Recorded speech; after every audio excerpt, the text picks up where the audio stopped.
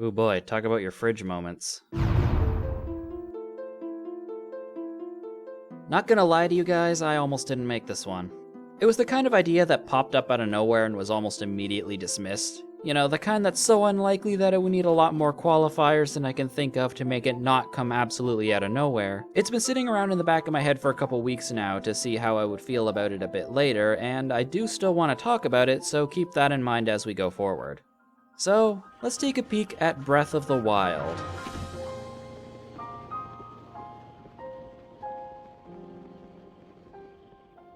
So, who is the old man? Aside from a reference to the first Zelda game, obviously. Plenty other people have put together their theories already, but I'm actually not here to look for timeline connections or even get a name for the guy. The real point of this video is to address a completely different possibility that, while related, has a much different connection to something other than the timeline. The real world. Specifically, a certain petition you might have heard about.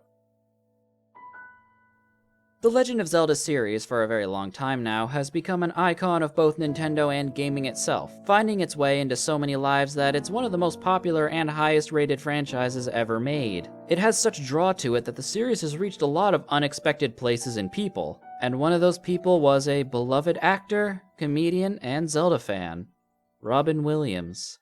In 2014, a petition was made following his passing, started by Nick Shadle, to pay homage to him by including a character with his name and likeness in the next Zelda game. I don't really think anyone expected it to work, given Nintendo's sometimes obnoxious stubbornness, but they did at least acknowledge it. They didn't really say much on the matter, though.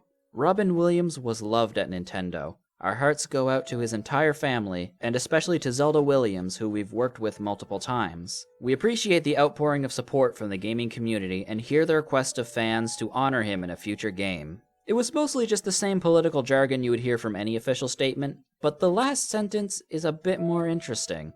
We will not be discussing what might be possible for future games during this difficult time, but we will hold our memories of Robin close. That's pretty understandable of them to say. Right after it happens really isn't the best time to be discussing that sort of thing. But it does also beg the question, exactly how close, Nintendo?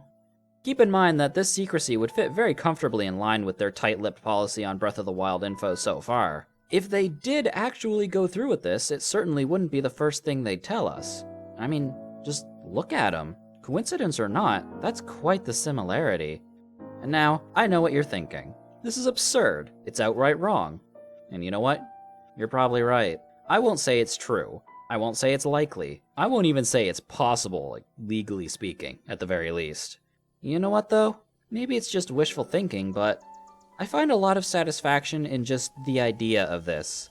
With the ridiculous and completely unnecessary things Nintendo continues to do, maybe I just want to think they've gone out of their way to do something cool. Sure, the likelihood of it being true is almost non-existent. But a guy can dream, right? Right? Well, maybe not. But here's hoping.